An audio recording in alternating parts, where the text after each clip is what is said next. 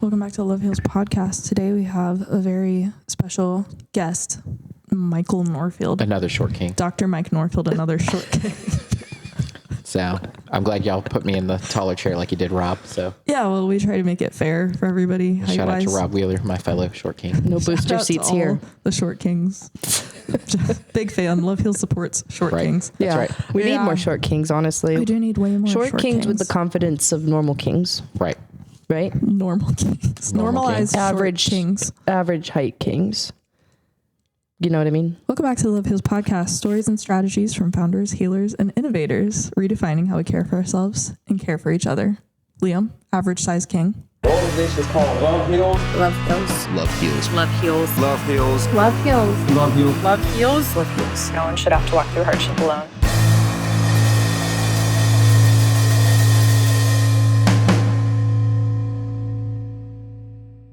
All right, before we get too far and we dive into who Mike is, the deep parts of your inner soul. Cool. We want to shout out Christine Avery, our season 2 sponsor, with Realty One Group leading edge, a trusted realtor and home matchmaker serving Central Virginia, including Lynchburg and Richmond. She helps first-time home buyers, downsizers, and military families confidently navigate the buying and selling process. Christine is also bilingual and proudly speak Espanol.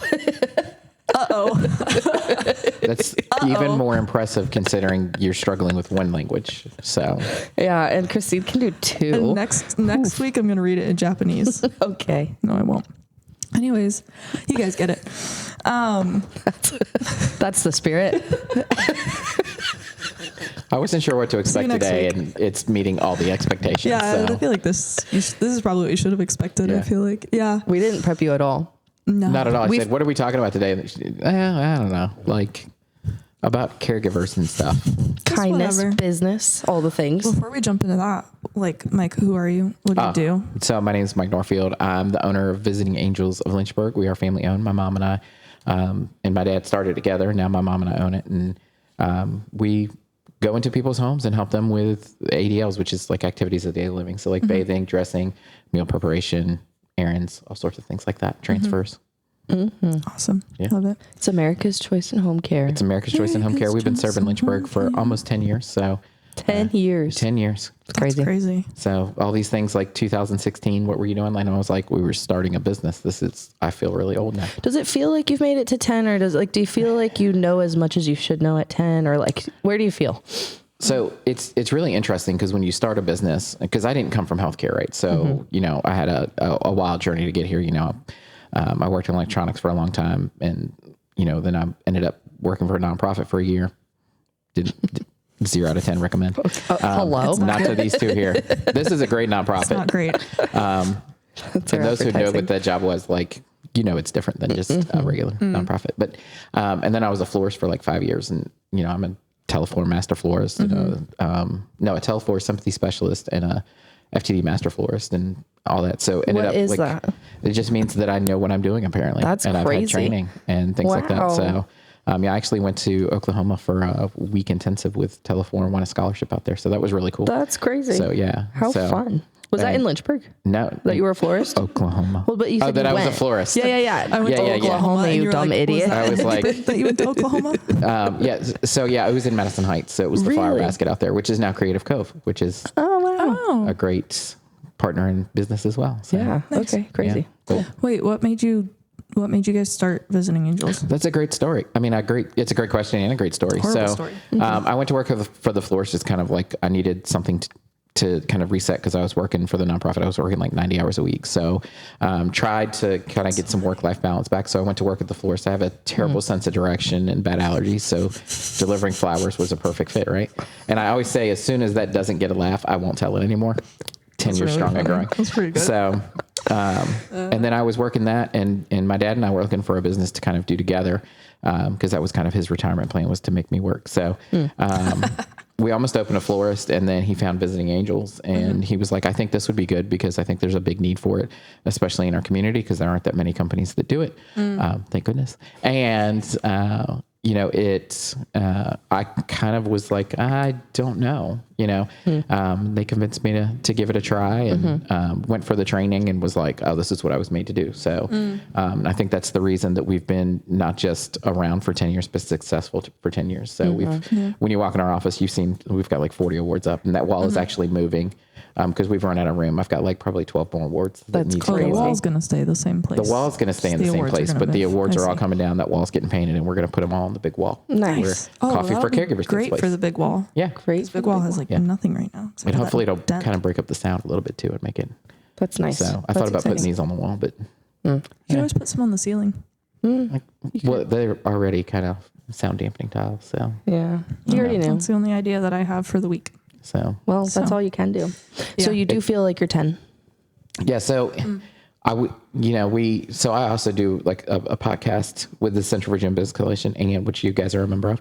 And we also do a thing called Tea Time. So it's very interesting because the podcast is just audio, but the Tea Time is video as well. And there we try to get like the story behind the people who do the business. Right.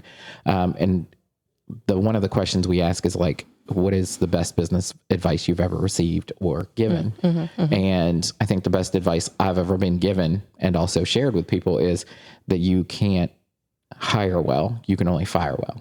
Right. So when it's time that where somebody is not serving your team and kind of not bought in and not doing as they should, you need to make that decision and have that conversation sooner rather than later, and not just be like, well, we'll just adapt and I'll just do all this myself. It's fine. Right. So, but some of the answers that we've gotten to that question have been very interesting, because it's like, if I knew what I knew now when we started, we don't do anything the same as when we first opened, right? Because I had no experience in healthcare, things like that. We are a lot more efficient now. We still have those pain points and things like that, but they're very much different than what we had then. So it's yeah. Crazy. Yeah. So yes, it feels like 10 years, but it also feels like yesterday. But it feels like starting also fresh, Right. like all the Every time. day is a new adventure. Interesting. That's Right. cool. That feels right though, because you're either, it's like what, change or die. Either Right. you're adapting Right. or. And then we had, COVID happened and all that, and we had to change directions so many different times. And there are things still from COVID that dictate the way we do things, but also because things have opened back up and things like that, it's been a lot easier to kind of find other things that work. How is it doing a business that's franchise? Because you're a It's a franchise franchise. owner. So how is that versus like, because you were thinking about starting your own florist, which I'm assuming you would have Right. just done independently. Right. We would have partnered with the lady that I worked for, and that way we would have like more buying power, all that stuff. But thinking just because of COVID, we didn't stay with that, because that would have been a challenge to say the least. Yes. So the franchise, the great thing about a franchise is that like we are still locally owned and operated. So we dictate how we do things in our office underneath the umbrella of Visiting Angels. So they have like guidelines for us of what we can and can't do, things like that. And the great thing is that like during COVID, like I had 1 to 3 emails a day about like, hey, the CDC has changed this, and this is different. This is how you've got to do this, right, and handle things. And so we had a source that was actively looking for, because there's like, 500 and some offices just in the US, right? And they're worldwide. So they were sending out emails and instructions to us and updates to us that like I would have had to go find manually, like on the CD website. And it's like, nobody has time to go check that every day. Right. Yeah. So they literally had people that were just checking that and informing us of things. And then whenever we come across what I call a opportunity to be creative to solve a problem, there's 500 some offices. Somebody has probably had that same problem. So being able to rely on them for that resource, it's so good. We wouldn't have the reputation we do and be able to be as efficient as we are if it wasn't for that framework that they give us kind of out of the gate. So that's been great. Good experience. As far as that. Yeah. So, and then the name recognition as well. Cause Built-in brand. yeah, Makes sense. So- Yeah. because like you said, it's America's Choice in Home Care, right? And I say that a lot because it's part of hey, I'm Mike Norfield with Visiting Angels of Lynchburg, America's Choice in Home Care, right? So, but I guarantee you that if somebody's watching this, they've either seen a commercial or you will now, right? Because it's one of those things that you may not notice. Yeah. So, and what was really cool, I got a text the other day from a mutual friend of ours who is a baker. Should be able to nail it. I figured it out. Got it. And she said her daughter asked her, she was like, do you know what Visiting Angels is? And she's like, you're 7. Where's this coming from? Right. And she She's goes, thinking about the future. Yeah, she's already right. And planning. she's like, I want to work there in the future because like, I want to be able to help people, and they help people. That's cute. And I was like, how cool is it that a 7-year-old got that from a commercial? That's cool. Yeah. And already has her career plan mapped out. Like, I've already got her paperwork on my desk already pre-filled out. With her She name can get and work stuff. papers soon, I Yeah. think. Yeah. Yeah. I think I can start working at 8. 8.5. Yeah. Volunteering. Perfect. Maybe intern first. Yeah, I don't maybe. know. Maybe. Like, I don't Oh, know. I feel like Yeah. she's got it. Okay. That is cool though. No, yeah. I remember those commercials. My sister and I both vividly remember those commercials from when we were little. And so when I think I told you this recently, but when I was telling my mom like, oh yeah, these people who joined our board, they blah, blah, blah, Mike runs Visiting Angels. I was like, do you know what that is? And she was like, I think so. And then I was like, it's this jingle. And she was like, oh yeah, yeah. that one. Yeah. You just sing the jingle. America's choice in home care. That was good. Yeah. That was really good. Yeah. My question is then, but why was it like what you were born to do? So I worked in electronics for most of my career for a bulk, right? Like working on machines and automation and things like that, managed a few people and things like that. So that was kind of like where my career was. And I thought I would work in that until I retired. One day I was sitting there and I was like, we're making these circuit boards that go in everything from vacuum cleaners to gun lights. Gun lights. Pew pew.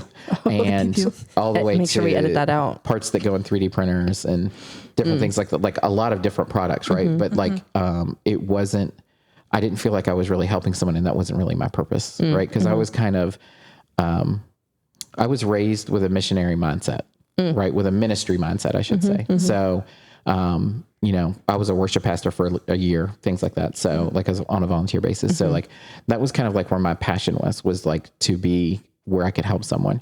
And so going and learning that like what we do allows people to stay home. It allows people to live happier and healthier. And it's a way for me to lead a team that serves, right? Because that's all we do. We're a service industry, but we are genuinely serving people.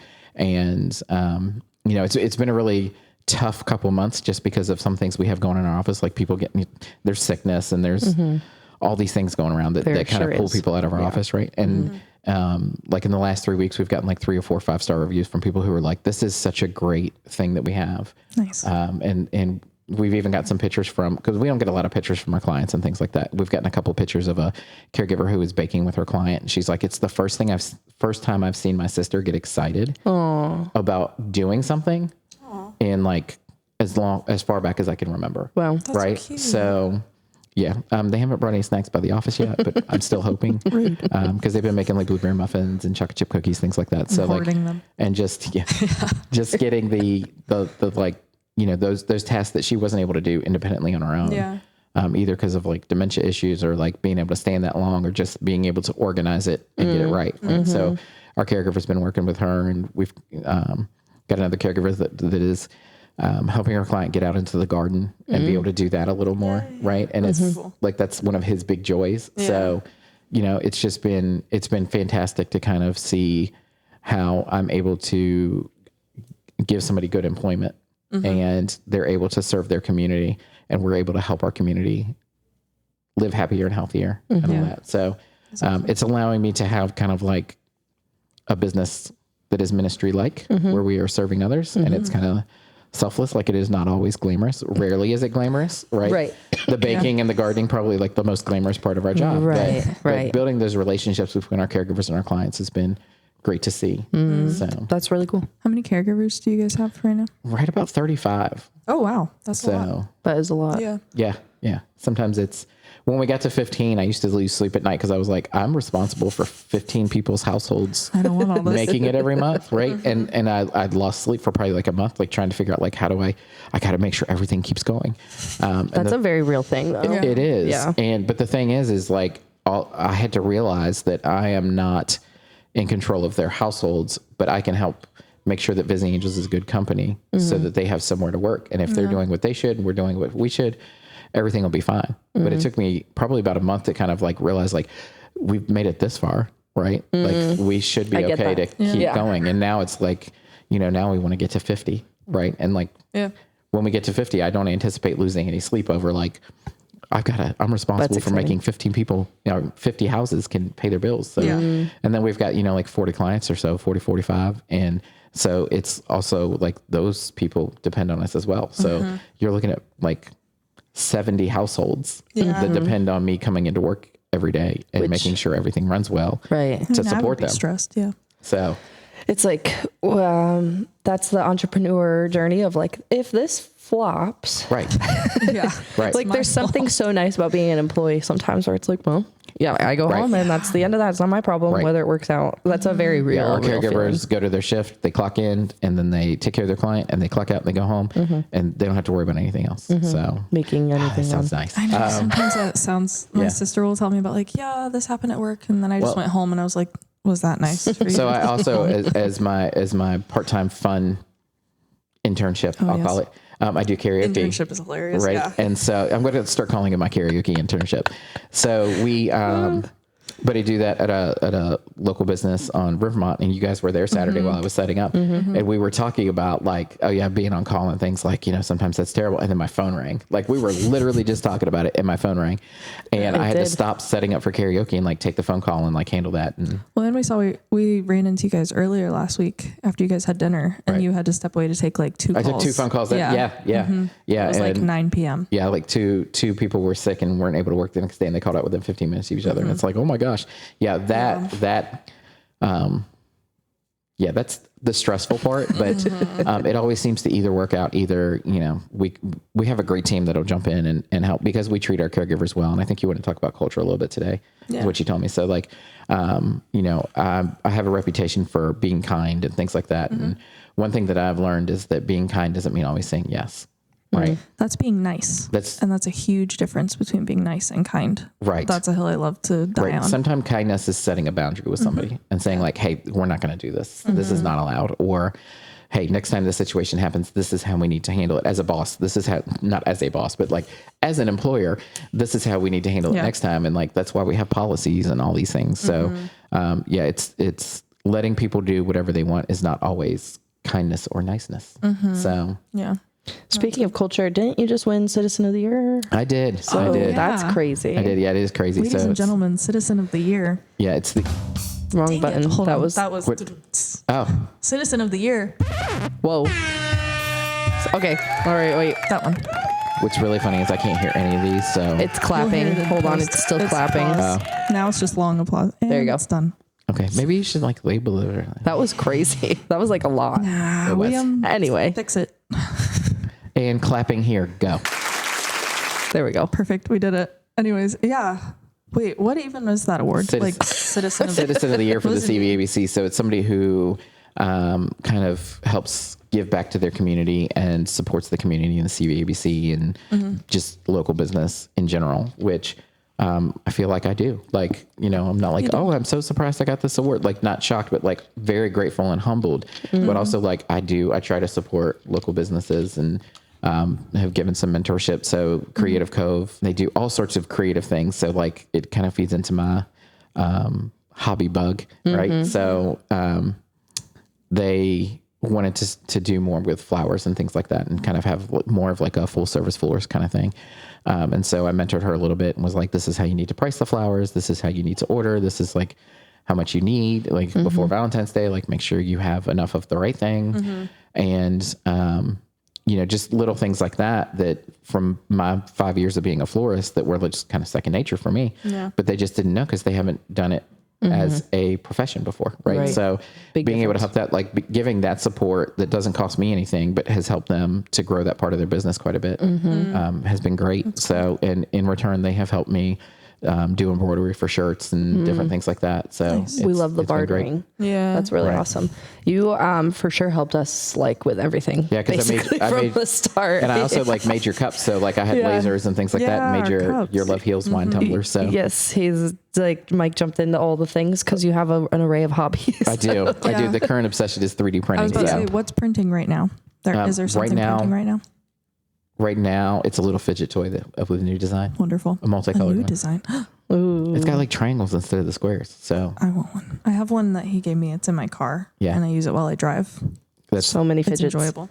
Dear Lynchburg Police Department. I don't know is that illegal or not. Like, no, I mean, it's not a phone. No, it's not. I don't No, look at it's it. fine. It's like It's not I like you're just do it texting. Yeah, because this. it's very much like a by feel thing. So Yeah, it's just for my brain. great for people with ADHD. So fidgety. Yeah. We love that. So I got introduced to Love Heals first met you, I think like CVABC or something. So, and then I think you and Kyle came to talk to me about sponsorship. We sure did. And I was like, I don't have it in my budget right now. About coffee for caregivers. Yeah, coffee for caregivers was the first thing. You were like, hey, can you give us caregivers? Would you be willing to donate caregivers so that they could come, so that the person so that the family caregiver could come to a meeting? Yeah. And I was like, there's a lot of regulations, and like it would be a whole nightmare. Like, that's not going to work. That's not possible. And I was like, this Courtney girl's crazy. Like, and I think Jesse first told me about it. Oh, okay. And he was like, and I was like, she came up with a wild idea. Like, I love the idea, but like, there's no way to make it work. Right. Yeah, And legally. to this day, I think we've agreed that like, that doesn't really work, but being able to offer other resources. So you had like coffee for caregivers. And so it was being hosted downtown, and it was like a little hard to get to because of the construction, things like that. And like attendance wasn't great just because it was hard to get to. People didn't know where it was. There were lots of different reasons. It was also a new concept. Yeah. New concept. Yeah. And so I remember talking to you, and I was like, well, you know, what do you need to have the meeting? And you're like, coffee. And I was like, oh, well, we have that. And we have a great kind of public space that people can come in and use. And like, so why don't you just host it at Visiting Angels? And it's been great. It's been to see the consistency in the people who come. Like, I think only one time during like November or something, like there was only like 2 people that showed up, and but every other time it's like what, One 8 time to it was just you and me. Yeah. And your mom. That was at White Hart, though, I thought. That was at White Hart. No, that time Jenny came. There was Yeah. one time last year that it ended up just being like you, me, and your mom. Yeah. Which does office. happen. It happens. I We mean, just expect. people are, But it's I mean, fine. they're It's like caregivers, they're- right? yeah, So they're literally. taking care of people, and those Yeah. schedules sometimes change. So Sure does. But it's been like what, 6 to 8 that are regularly coming. Yeah. Yeah, So- and there's so much more need for it. I feel a little bit like I haven't been able to give it the attention that it needs to Right. flourish more, but hopefully the right Today's your partnerships chance come along. Yeah, who wants to help us? promote it. Who So, wants to help us make it flourish? but I think it's great because, like, I try every once in a while, like I'll get donuts or something like that. Yeah. Shout out to Shipley's Donuts. They're amazing. Oh, yeah. They're very good. They are very good. So, and so I'll usually go pick up like some donuts from them and drop it off. Usually there's one missing from the box by the time I drop it off. Which is fair. And the thing that I love about it is, so we lost my dad last January, and my mom was trying to come to Coffee for Caregivers and wasn't able to come. Well, because of where it was, getting out, she had to be at work and different things like that. So she works in the office with me. And so after he passed away, she was able to come because, one, it was in our office, so she didn't have to commute anywhere. She didn't have to park anywhere. And that has been very helpful for her to share her journey. And a lot of times it's hard for us to talk about our own struggles, but we are happy to support someone through their own, right? And sometimes our struggles help us to tell people how to deal with their struggles, right? Like, and to encourage and things like that. And so by sharing her caregiver journey, she has been able to help others that are going through similar situations and struggles. And you know, I think the very first time, and I try not to sit in there on purpose to give her space to talk, and that way she can talk about me. You haven't come up yet. Oh, I'm sure I have. At first, I know I did at first, but it was all good things. Yeah. But All good things. All good things. yeah, but I try to give her enough space to where she can talk during the day and kind of like have her thing, because it's really helped her kind of process and work through some of the feelings of missing my dad and things like that. So, but it's been a fantastic group for her to be a part of, and I feel like it has become its own little community, right? And it's just been a really good thing. So if you're caring for someone, and what I love is we have people who are caring for moms with dementia. We have people who are caring for kids, right? Like newborns or whatever. Yeah. Yeah, And then we have newborns, some that are dealing with like kids that are homeschooled and autism and things like that. And it's such a wide demographic, which I'm not quite as used to, because like we deal with senior care. It's almost all seniors, right? So I think our youngest client ever was like 32. So, you know, and it was like a surgery recovery or something like that. So it's, while our business tends to be oriented towards seniors in the community, this group is like literally all ages, right? So Yeah, and then like last week we had it last week, right? Yeah, we ended up just talking about grief a lot, Right. which was because like it was an anniversary for someone who had lost their dad, and then Jenny was able to share her experience. Your mom shared a lot of her experience with like anniversaries and grief, and Right. like it was like it is a really cool space to see all of those very, very different caregiving experiences overlap, and be able to like help each other. It's a cool space. I never forget when Coffee for Caregivers is, because the day before, Mom's always like, Coffee for Caregivers tomorrow, and she's always excited, right? Oh, So that's cute. We love Marilyn. and I know she's telling me like, well, you need to get out there and sweep that floor, but really she's just like, she's very excited to see everybody again. I love for the that. mat. So That's really cool. Yeah. yeah. And I think it's a good size. Like if it gets too much bigger, you do start to lose the. Not everyone's able to share. I think there's still space to have quite a few more people there, but you're right. Like if you got up to 30 people, you'd really have to split it up into two. Yeah. right? Well, even when we've had like 12, 13, because we've had up to like 15, I think at once, Yeah. which it's just like really hard to hear everybody. Right. So around 10 is probably like the best number for that group to walk through. But yeah. So anyway, I hope we can continue focusing, but we'll probably need a volunteer who's just very passionate about Right. that to help give it the attention that it needs to grow. Cause we also do concerts. But out of curiosity, how was caregiving as a career versus seeing it close to home in your family? Like, what was that experience like? If you make me cry today, I'm going to make you pay me $5. I will give you. She agrees. So she agrees. I should have gone I'm for her more. lawyer. She said, Yeah, yes. should've easy gone for more. peasy. $5, no problem. It's interesting. So, dealing with, when I joined the board, I talked about, a lot of people, I would see people, on a weekly basis, things like that. And they'd always be like, how's your dad doing? Right. And he became his diagnosis more than he was my dad. Right. When people are asking, because everybody's like, how's he doing? How's the treatment going? How's this? And it's like, well, all that's going just like it always does. Right. Like he's, he does treatment and he feels a little sick and then he goes on. My dad never complained in 5 years until he went to the hospital like a week before he passed away. And he's like, he was just so uncomfortable that he was like, I just can't get comfortable. I hate this. Right. So, but did not really complain the 5 years prior. And, it's very different when you are managing someone's care and you are sending a caregiver and they're handling everything and things like that than it is to try and handle your own parents, right? Or loved one, child, whatever. Because you always feel like you want to do more and there's only so much you can do, right? There's only so much help that people will accept and there's only so much help that you can give, right? So it was, and when it comes to things like hospice and things like that, because people get scared when they hear hospice because they're like, I'm not dying next week. Like I don't need hospice. So trying to, convince my dad like, hey, hospice might be a great solution, because you qualify because you have a terminal illness. But, he's like, well, I'm not ready for that yet. Right.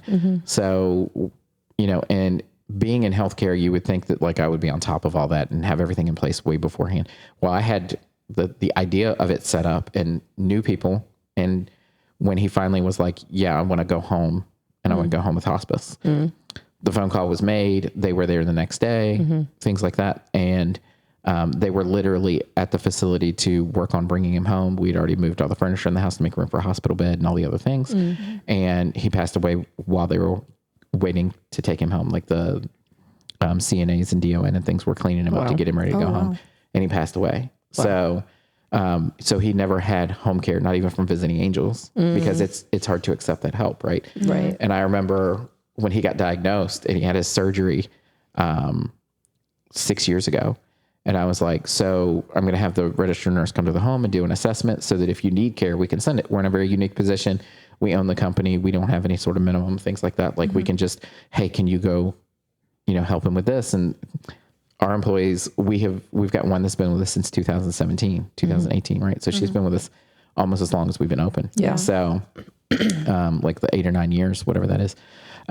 So she's like, yeah, whenever you need me, just let me know. And even if I just need to go by for an hour and check on him and do whatever. And of course mom was still working. So like he was at home in the morning. So she would come to work and then she would, she would get her things done and be like, all right, well, I gotta go home and make him lunch. Right. And it's like, well, if we could get a caregiver in there in the morning, like you wouldn't have to feel like you rush. Yeah. And because she needed that time out of the home as well to go to work to still feel normal and have her own, her own time and conversation and kind of know what's going on. And he was like, well, I don't want that. I don't want home care. And I'm like, but this is what we do. Like, this is what we're made for. And so he finally just looked at me and he goes, I guess this is what makes your job hard when you're trying to tell people that they need care. And I'm like, 100%. Yeah. It's like, I guess I'm the problem right now. Like, and we started the business and it was my dad and I were partners. Right. So it was like, this is what we do. Like, you're hurting your own business here. So, and he never would agree to home care because he was just, it's that pride and that independence and like, no, I'm doing fine. Other people need it more than I do. Right. And accepting help is a hard thing to overcome. Right. That, and I don't know if it's pride or just like, no, I'm fine. You know, a lot of us are raised to like, you know, so my mom will always say like, you know, when we got hurt as kids, she's like, are you bleeding? No blood, no sympathy. Right. And it sounds really mean because I said it to somebody one day and they were like, what? And I'm like, no. Like it was kind of like the running joke in our house. And, you know, my sister might've broken her leg at one point, but it's fine. No blood, no sympathy. It didn't bleed. Yeah. So she was fine. That's her fault. You know, and my nieces and nephews now say, you know, if Granny didn't see it, it didn't happen. So also that. That's so funny. Yeah. So the accepting help is very challenging for some people. And I think that's the biggest thing that we have to overcome when we talk to people about care. And it's the same with caregivers, right? Family caregivers, like they're like, no, I'm managing, I'm fine. Well, what they don't see is like they're holding on to the end of a frayed rope and they are just holding on as tight as they can. Like, I need to do this myself because I am caring for this person. They are my responsibility. I will fail. It is considered a failure if I accept help and admit I can't do this on my own. Yeah. There's not a whole lot of things other than tying my shoes that I can do by myself. Right. Making fidgets. It takes a village. Yeah. Now that I can do. Oh, okay. Well, it takes the printer. A machine is doing it. Machine's doing it. Yeah. I just download it and click a button. I don't really do anything. Okay. Yeah, fair enough. But I think accepting help, especially as like a caregiver or somebody receiving care, is definitely one of the biggest challenges. And so that's why I'm a big proponent of Coffee for Caregivers, because like it's an easy way to accept help. You're not accepting help with the care. You're helping to build yourself back up and have support. Find people so that who you get can it. Continue to do it. Yeah. 100%. You're with like-minded people who are doing similar things to you, whether you're caring for a newborn, right? Because I remember I thought it was hilarious that the Coffee for Caregiver group did a surprise baby shower.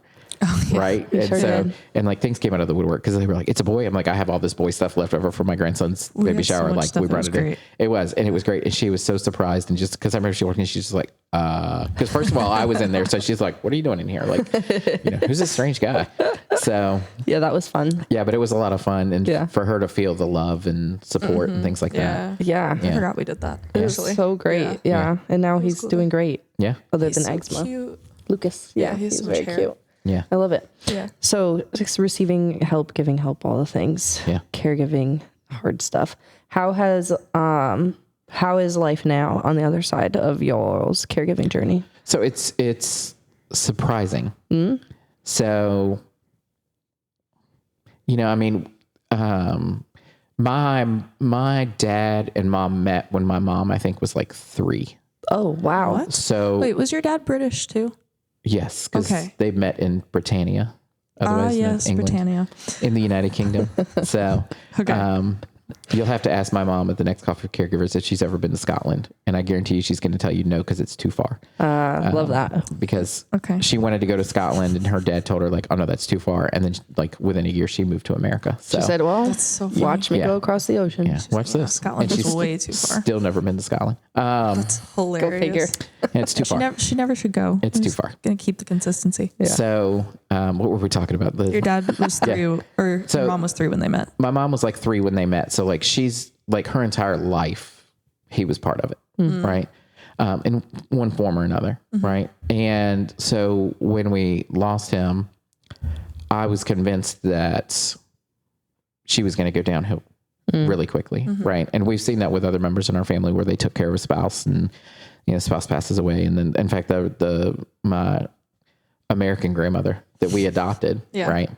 Cause I used to say my adoptive grandmother, and people would like, you're adopted. I'm like, no. So we adopted grandparents. And, when my grandfather passed away, my grandmother, like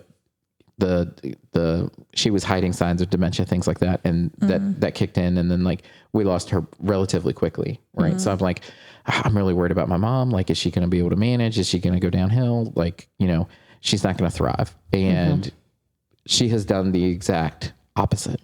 So she's put new windows in her home. Like, she's done all these things. So my son works in Danville and works on houses and things like that. So he comes up almost every Saturday and brings the grandbaby. Great. And so she gets some extra things done around the house, but she also gets to see the great grandbaby and the grandson and his fiance and things like that. So she has that activity and things like that and so she's staying active, and she is somewhere every day. Right. Church on Sundays. She's got them coming on Saturday. She's in the office Monday through Friday.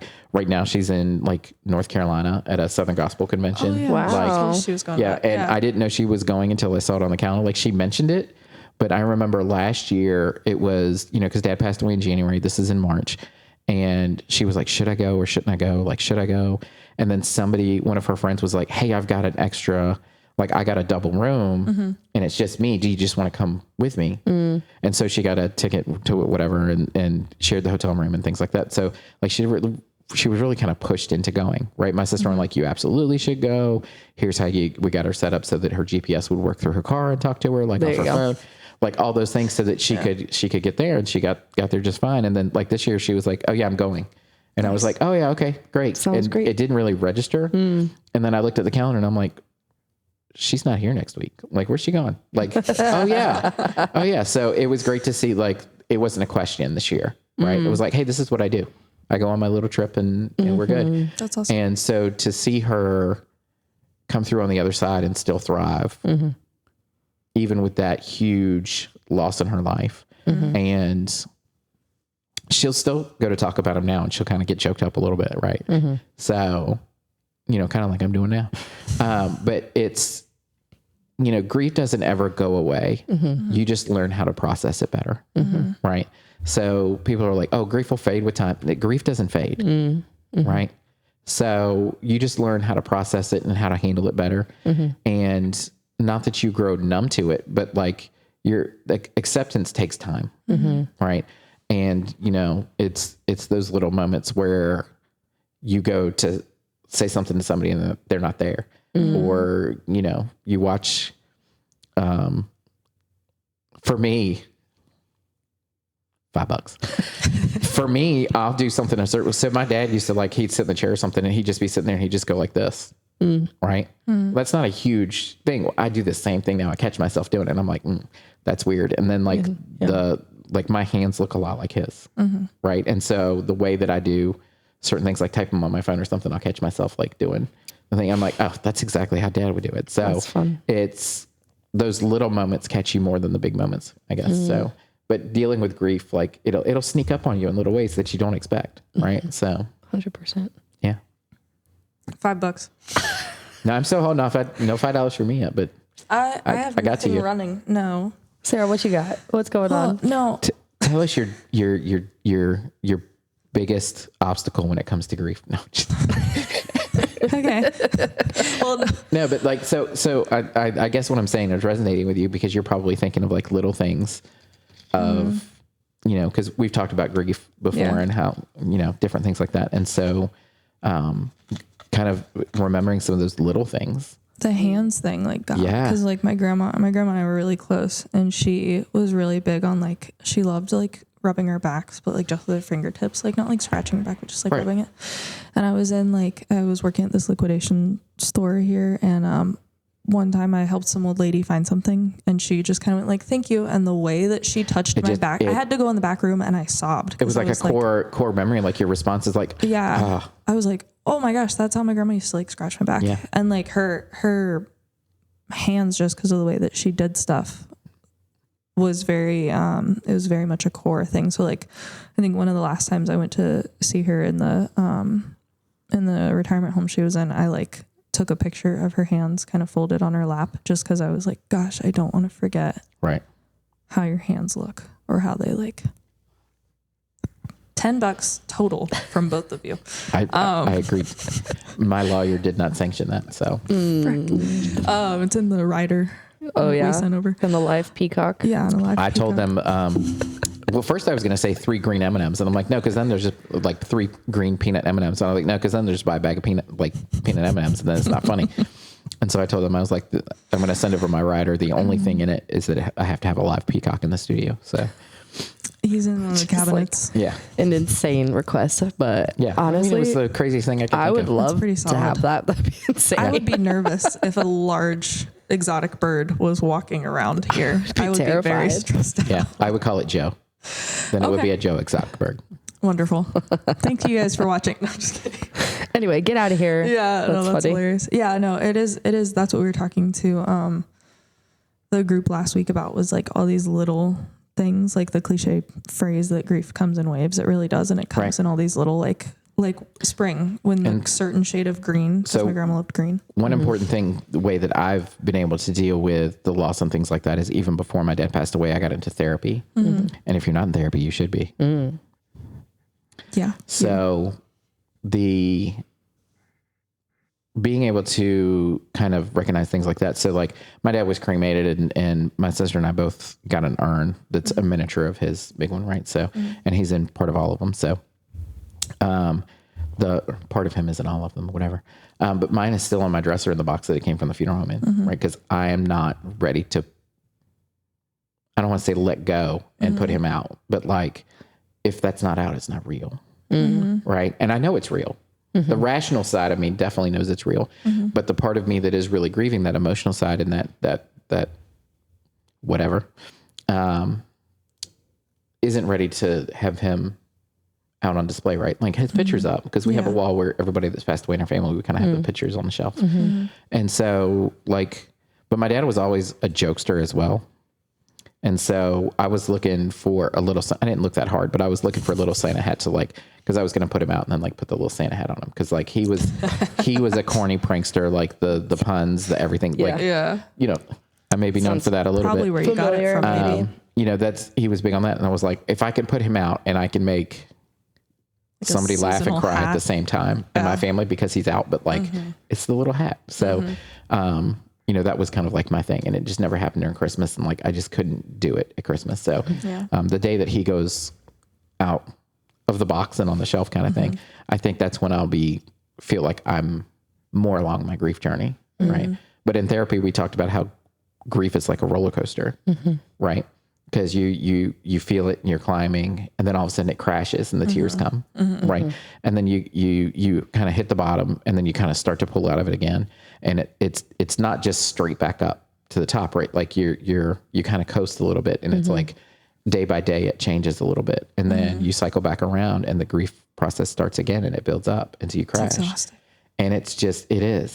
And it's just learning to kind of level that out to where you can, I don't want to say constantly grieve, right? Because that's not what I mean, but like where you have processed the grief and you're an acceptance that they're gone and different things like that. And it's okay to miss them, but it's, you tend to remember more of the happy things and they're like, oh gosh, dad would have loved this. Right. So, different things like that. So Yeah, so I have like my grandma's house number tattooed on my hand, and my sister has it tattooed somewhere. And right before I got it on her arm, like hers is like huge though, so I it's got like it's there. But before I got it tattooed, I was like, I can't screw up this number. So I like went to find my. I was like, let me make sure that I have eyes on the house number. So I like pulled up her house on, and I got this. I mean, she passed in 2021. I got this like last year. So it's been a while. And I was like, I'm fine. And I pulled up her house on Google Maps. And the last time before her house was sold, me and my cousins went and had a picnic in the front yard just to like have one last time there. And I pulled up a picture of the house, and the last Google image that was taken, there was a giant dumpster in front of it because they were like just getting rid of all of her stuff. I lost it. That sucked. I was like, wow, that's a giant Thanks, dumpster Google. full of all of my grandma's life. I feel like that's why Google should sponsor this podcast. Yeah, Google, Just putting you that out owe there. me reparations. That putting was that out such a there. surprise sentence. Yeah, but then something funny like that happens that pulls you out of Right. it. Like someone asked me about this tattoo the other day, and normally I'm like, yeah, it's blah blah blah, and they were like, is that how many days you've been sober? And I was like, oh Wow. no, No, this is just the most that and it's minutes, not you. So thank you. That's funny. And not to like make fun of your tattoo or No, anything, but go does for it it. bother you that somebody else lives there now and it's like you have the number of some stranger's house on your?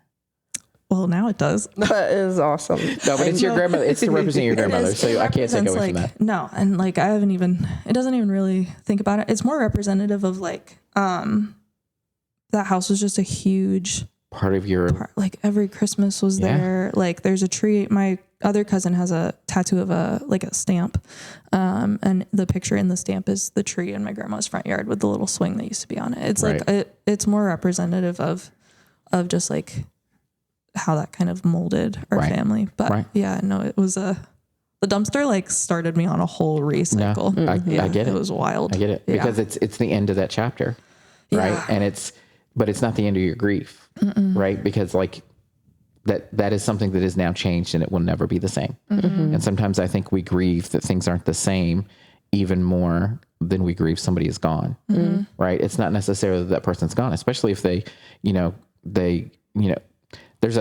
you get stage 4 colon cancer, like my dad had, there's a 13% chance you get to 5 years. Okay. So we had almost 6. So 5.5, something like that. Yeah. So we were fortunate that we had him that long, and there wasn't, yes, he was sick. Yes, he was tired, but there wasn't a lot of suffering over those 5 years. Right. And there was 0 complaints. So even if he was suffering, he kind of kept it to himself. Very British. So Yeah, that's Mike's the an immigrant. closest to an English accent you're going to get out of me. Very British. So yeah. And I feel like sometimes we grieve that things aren't the same. And as I become an older American and they moved Walmart around like 2 years ago, I'm still bitter about that because it's not the way it was. Right? Yeah, I Right? actually get They're- really mad when they change anything in Walmart. Right. I get really upset. Like I need medicine and I need tissue. So I got to go to the front of the store, get medicine. I got to go all the way to the back to get tissues. Why are the tissues and medicine not together? They used to be. Wonderful. Yeah, point. but anyway. It used to be. So, That's so funny. yeah. Yeah. But I think a lot of times we grieve that things are different because like we always go to XYZ at Christmas, and we used to do, my wife's family used to do Christmas in Appomattox, almost Christmas Eve in Appomattox almost every year, right? And now there's only one of the family that still lives in Appomattox. And so it doesn't make sense to do it in Appomattox anymore. And it's some of the family members still have a hard time. And sometimes even Sheena has a hard time. Like, I miss going to Nanny's house to do it. Right. Cause it's not the same, right? But things can't be the same forever. So it's really weird for me because the house I had lived in when I got married, and then the house I grew up in is here. The house I lived in after that was here. And then I ended up moving back into that house, and we rented that house for a couple of years, and then we moved and we live here. All those houses are within 1.5 miles of each other. Right. So I drive past them all the time. Right. So it's weird to go like, oh gosh, like in this house, cause I lived there for, I want to say like 15 years. Right. And I was a single dad in that house. I was had a broken marriage in that house that we ended up getting divorced, and then I got remarried and had more good memories in that house. And it's like, you have all those memories in a house. And every time I drive past, like there's always a little mini flashback. Now, the bad thing is I drive past that house every day on the way to work. Right. It's every day. I only commute like 2 miles. Right. So it's wild that my life is so concentrated in the middle of Lynchburg. But yeah, every time I drive past that, there's always some memory that'll pop back. And sometimes it's like, oh, I'm so glad I'm past that. And then sometimes it's like, oh, I missed that. Yeah. Right. Because my boys were little, all the things, so. Well, Jason said something, I think it was like a couple Christmases ago, at one of the Coffee for Caregivers thing. Cause we were talking about how like Christmas is different for everyone. And like, what are you grieving, or about how you used to do Christmas and how you're doing it now? And Jason being Jason and being like, I call him Jiminy Cricket sometimes. I don't know if he knows that, but Let your conscience be your guide. yes, Jason will like sit silently. That's definitely a Facebook reel. I'm just saying. Oh, absolutely. Let your conscience be your guide. Anyways, Jason. No. Jason. Yeah, but so he said something very eloquently, and I'm going to butcher it, but something to the effect of like, the really cool thing about not having that nostalgia anymore and like not having the things you grew up with is that now you get to make what will be nostalgia for your family and for your kids and for your grandkids and stuff like that. So what's like a new tradition or something that you're carrying on from that you want to kind of give to your kids or your grandkids that you guys are, because you guys do a bunch of I don't know what you're talking about. Crazy stuff all the time. I don't know what you're talking about. Christmas How many Christmas trees parades. do you have right now? It's like 23. I don't know. Okay. Yeah. Yeah. Very small number. Totally reasonable. Very normal number. Yeah, we decorate our whole house for Christmas. And growing up, there wasn't really a lot of space for a lot of trees, right? So it was like, and in the little house that we grew up in, that when Shane and I first got married, we were in, like, we literally had to block the back door. And I remember one year we like pushed flat the back of the tree and had to push it against the door. You guys are fun. And decorate the front half. And that was all we had. Yeah. Right. And there wasn't any other room for really any other decorations. Now we have a lot of space that is not used, that we can stash trees and things like that. And we put everything else away that isn't Christmas. And we've even may have moved chairs out of the living room and like up into a spare bedroom so that we had room to put a tree in there. Right. So yeah, we have quite a few trees, and then our entire entryway is nothing but Grinch, and things like that. So, in fact, I think there was like a tree in the entryway, and then up top, on top of the closet, there was like the Grinch tree that matched all the Grinch stuff down the thing. There was one in the kitchen, one in the bathroom. Like, it was only this tall, but it still counts. But it was there. And that was the serial killer tree. So, I love that tree. don't ask any questions. There won't be any answers. No questions. So, not taking any questions at this time. So I hope that, you know, we always want Christmas to be like a happy and joyful time, but also like we have the family tree where every ornament that my kids made growing up is on there. Yeah. Even if they're ugly, right? Cause they're precious. They're cute when they bring them to you. But when you look back, you know, 20 years later now, looking at some of the things that Dylan made, it's like, man, like he did that in Sunday school. What was that Sunday school class thinking? Like, that thing is ugly, but it's what he was able to do. That has ever existed. It is the oldest macaroni, and it tastes terrible. So horrible, super crunchy. Super crunchy. But yeah, so it's hopefully just being able to find joy and being able to do things that bring other people joy. Cause you know, we do like my birthday party every year, cause I was born almost at Christmas. So, and almost went on a total tangent there. Held back. I saw it. See how that works, Courtney? Good job. I'm still learning. Taking Volcanoes notes. on the moon. But being able to just like have that where, you know, we invite people over to our house and things like that. So it's not just us that's enjoying them, you know, things like that. So just spreading that Christmas joy. And then my wife and I, so I used to have a neighbor, that we used to be really close with, and he didn't have any family or anything like that. So, at Christmas, we would do the 12 days of Christmas for him. And it was like dollar store stuff, right? So back when the dollar store was like $1. And so we'd give him like crossword puzzle books because he liked to do those, like M&Ms, different things like that, like different treats and things throughout the year. Well, a year or two before he passed away, I got the bright idea of like, so my sister and I would stop by his house after school every day. He had to eat something to take his medicine. So he would make pudding, like chocolate pudding and Cool Whip and all that. Right. So, Perfect for meds. and my mom did not realize that when we were stopping by and saying hi, he was feeding us every day.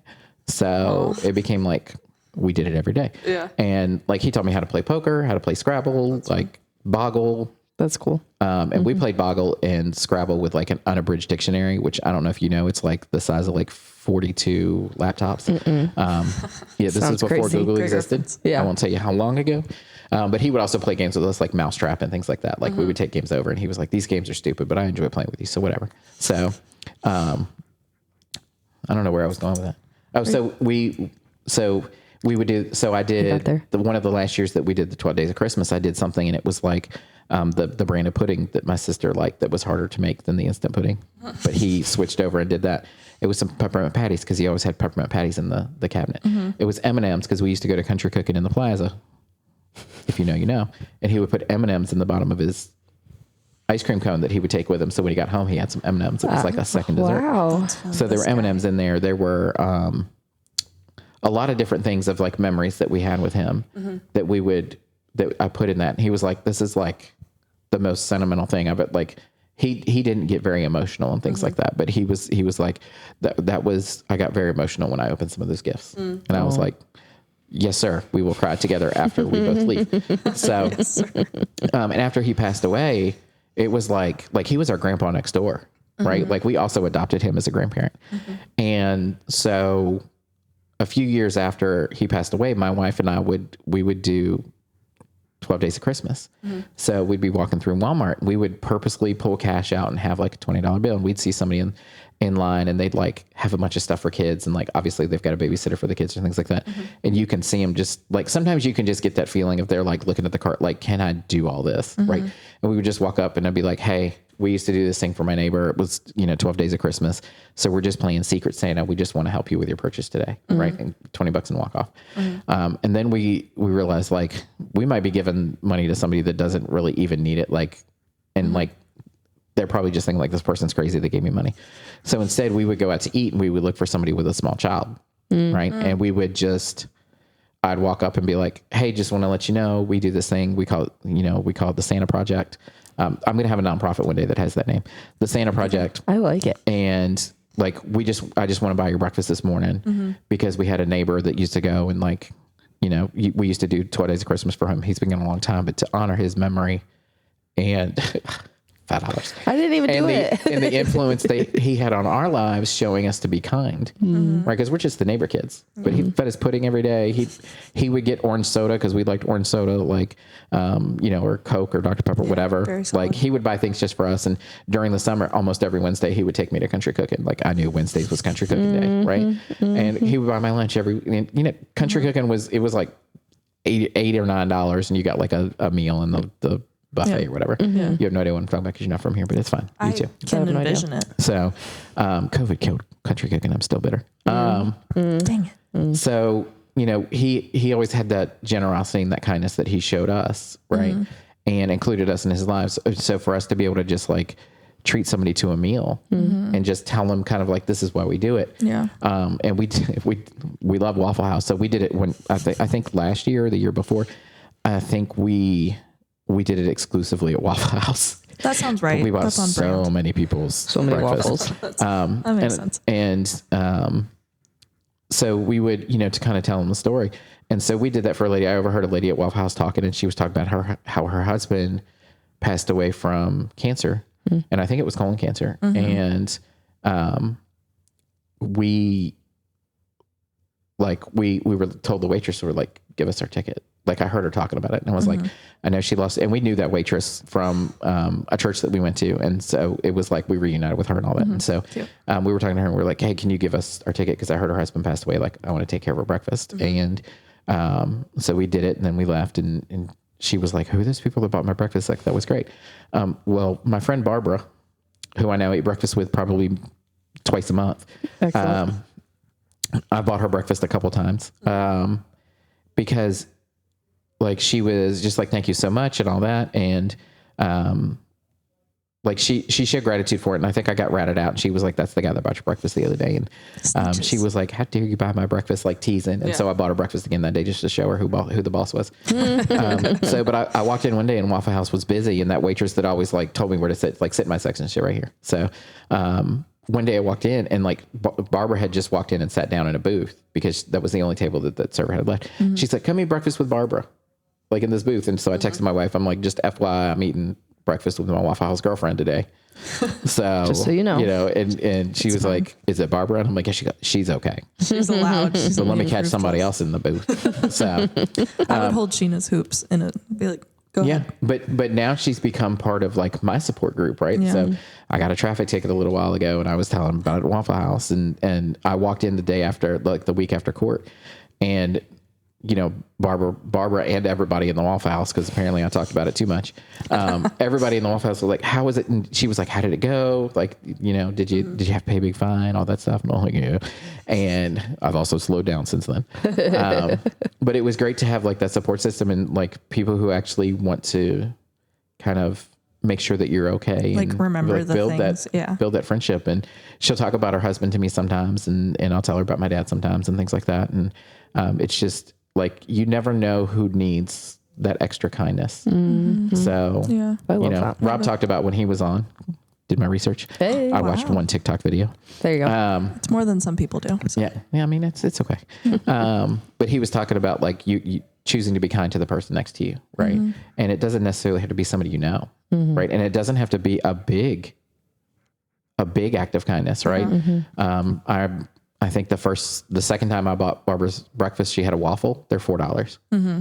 Like coffee's like $1.50, $2.50, whatever. But that like means the world. But it meant the world to her. Yeah. It meant the world to the point to where if I am sitting at Waffle House and she comes in and I'm sitting at the bar, whatever, she will come and sit next to me. Yeah. Right. So, she like, I think we consider each other like friends, like maybe just a Waffle House, but like, and I talked to her at Christmas this year and she goes, the kids aren't coming in, John's gone. And like, I just don't think I even want to put up a tree. And I'm like, well, you should. And I was like, and if you don't feel like it, because she was looking at pictures of all our trees and things like that. Just she goes, oh, well, maybe I just need somebody to come help and put my tree up. I'm like, let me know. You're like, Yeah. I love I'm doing like, that. here's my wife's phone number. I'm practiced. Yeah. Right. Sheena's so good at putting up trees. Here's Sheena's phone number. Like, give us a call. Yeah. We'll come out and help you put your tree up. Right. And I came in the next week and she goes, I told myself, if you can put all those trees up and you can do it every year, then I can put one up. And she put the tree up and it was just That's for her. great. Love it. Right. Yeah. And She she did it told for me after her. Christmas, Yeah. she goes, Christmas morning, I came down, I just sat, drank my coffee and looked at the tree and was just like, I'm so glad I did that. Wow. That's cool. Right. Because a lot of times with grief and things like that, the first thing you do is shut down and you don't do the extra things. The joy, the things that make you happy, even though they don't like add any actual tangible value. The value is the intrinsic joy. Like or what a massive happiness. impact that $4 waffle had on her life. Who would have On thought? her Right. life. It started a That's journey cool. of friendship. Yeah. So People need to do more stuff like that. Yeah, that's what we always loved about you and Sheena, because you guys just like you walk the walk, like for sure. Not everybody does that. Some people are like, well, I gotta be kind, but like if it means I have to spend an extra $4, they're like very attached to their money, or they're Right. very attached to their time, or they're very attached to whatever, and you guys walk out all of it really, really well. Probably sometimes at your own expense a little bit, but I get it. and sometimes it's just like, so like we were talking about, this is how we got to this point in the conversation. You're talking about how I got connected with Love Heals, and you and Cal came to talk to me about sponsorship. And I looked at them like, these aren't like, you're selling yourself short. Like, this is a great way to help people. Like you need to raise these levels up and you need to do more things and stuff, like kind of guided on like, this is how you do it. That's how I ended up being on the board. Right. Even though I thought I was just being a regular board member, then I got the paperwork and I'm like, this looks different. Ta-da. That's how we So- got you. The old bait and switch. Old bait and Yeah. switch. And Mary, I think, well, because you guys came to Mary's yeah, event. you guys came to right? Mary's We show. did. Mission House and it really Coffee. connected with us. Yeah. Yeah. And in a way that we didn't expect. Ooh. We're Right. sneaky. Because I also remember I had told Courtney, like, if somebody comes to the show, don't say this to them. Because she saw us walking across the street. She's like, what are you guys doing here? I'm like, coming to the Love Heals I had show. no idea. But I it was just surprised. It was very early on though, right? Yeah. Like, so very Yeah. early on in Love Heals journey. So like it was, so, and like, we hadn't told you we were coming, things like that. So I think you were kind of surprised, like, oh, you're coming here? Like, oh, that's What? great. I was shocked when you guys walked I had in. no idea. Yeah. Yeah. Yeah. And like the whole experience of being able to hear someone tell their story, but it wasn't like a woe is me. It was like, these are the struggles that I've overcome already. And this is the struggle I'm facing now. And it was really hard not to like, do I have enough in the bank to just pay this whole goal? Right. Which we did not do. Just FYI. Hold back. Yeah. But it was Good like discernment. I think we're always looking for ways to help or to contribute or to make someone's life better, but sometimes we just don't know how to do that. And what the Love Heals event did was give us a way to make a tangible difference in someone's life that we feel like we know because we've heard their raw, unfiltered story because she didn't hold back. Right. There are things that she said that I would not be comfortable telling about my life because I'm just not that open. Like, I'm very British. I'm very like, keep it close to the chest. Right. Play life like, oh no, keep it right here. So, you know, and a lot of times I think we're told like, you know, suffer in silence, and Love Heals gives people that opportunity to be like, I had a hard time and this is what I'm facing and this is where I need help, or not even this is where I need help, but just like, this is my journey. And I think connecting with parts of people's story is what really the magic of Love Heals is, right? Because everybody thinks that their situation is unique. My grief is different than yours. My life is different than yours. My struggles are different than yours. Well, that may be very true, but at some point, I'm sure our struggles were the same. I'm sure our grief were the same, right? There's a lot of So, overlap. Yeah. Yeah. Yeah. I always say everybody, at the end of the day, I think everyone should have a Love Heals event, because at the end of the day, everyone's going to go through something where they need people to listen. Yeah. And they need tangible support. Like, there's no one exempt from that. At Yeah. the end of the day, we all have hard things we have to overcome. So there really is no population who needs, it doesn't really, I feel like we always say we like to level people, not label them. And nobody's here and here. Right. It's like, it doesn't matter. You could have all of the insurance plans and blah, blah, blah, and whatever. And if you get hit with the right crisis, it's gone. Right. It's gone. And like, and then you have your relational support. Like, if you lose people and then you get hit with your own illness and you don't have, like, maybe you lose that resilience or you get tired and you're tired of fighting. Like, that's kind of where we can come in and kind of connect on that human level. And I think where Love Heals Mission really connected with me was a conversation I had with my dad one day. And he was talking about like, yeah, I've already had like $2.5 million worth of treatment. Wow. Yeah. Oh my gosh. Yeah. That's crazy. He's like, I only had to pay out like $2,700 because of the way the insurance was set up and everything else. And I just looked at him straight in the face and was like, not that I'm glad that it's you, but like, I'm glad it's you and not me a generation down. Yeah. Because I don't have, like, I wasn't on Medicare. I didn't have the same coverage. I didn't have the same whatever. Like, I would have had to make a choice to either bankrupt and lose everything I have or save my life. Right. And there's no guarantee that the treatment would save my life. that is such a choice, and it gets left behind for your family. And people have to face that choice every day. And I think that, like, the timing of that really helped me connect with Mary and her story and Love Heals Mission, because a lot of times, I know when early on we were talking and you were helping people, you were like calling and being like, we can negotiate this bill down. Well, it was an exhausting process. They will run you. Yeah. And I was like, I can't imagine being on chemo. Like $30. Right. They did fight me for $30, but I got them to bring it down, because I was like, they said, it's just $30. Can't you pay it? And I was like, well, it's just $30. Can't you forgive it? Uno reverse. And then they did. But like, I can't imagine being sick and on chemo. Right. And then having to do that. I mean, it's just impossible. Or being like a 16-year-old kid trying to help your mom and mom's sick. And like, you can't do anything because you're a 16-year-old. Yeah. Yeah. And, you And don't know the also, like, rules. where do groceries come from? Where does, like, all of that. Right. Yeah. So many people are just a paycheck or two away from bankruptcy or homelessness that it's scary. Yeah. Yeah, Right? it definitely is. So, hopefully we can just help more people, because you never know when your next emergency is going to happen. And the system's not really set up to educate us, which is why we have to educate each other on how do you make sure you're set up with the right insurance plans? Right. How do you make sure you know who Visiting Angels is to help with blank, blank, blank, or all the things, so that you don't burn out alone, because we need each other. So anyway, that's what I got. Love it. Awesome. Well, thank you for like coming on and sharing, because we'll blab with Mike forever. It happens all the time, so we Sure figured does. we might as well put some mics Might as well in front record of us. it. Might as well record a blab Why not, session. you know? Yeah. Get some good We're blackmail. gonna do it anyways. Yeah, I Yeah. got some good blackmail. Today's episode was sponsored by Coke, because for some reason you both are drinking Coke. And Coke, I, not officially a sponsor. not Coke actually. Zero. Please don't sue us. But it could be. But it could be. Actually, today, another shout out for Christine Avery with Really One Group Leading Edge. It's one of those. And if you're looking to downsize or Maybe buy or sell a home, Maybe start that one over really. yeah. And if you have a need for a thought I could do bilingual it. realtor, she's great because she She is great. bilingual. She is She is. bilingual, and she can assist both Spanish and English speaking clients. So What if was you're her name looking, again? Christine Avery. If you're looking to downsize, Christine Avery, thank you very much. Thank you so much, If you Christine. just Google her name, it'll come up. She's a realtor. It will. She's fantastic. We're gonna She's link her. Phenomenal. We love Christine. She's great. Courtney, any closing remarks? Where can people find Visiting Angels, America's Choice in Healthcare? Physically, you can Home find care. us at 2201 Langhorne Road Beautiful. in Lynchburg. If you're looking to find out more information about us, you can go to www.visitingangels.com/Lynchburg. You can also find us on Facebook on Visiting Angels Lynchburg, Virginia.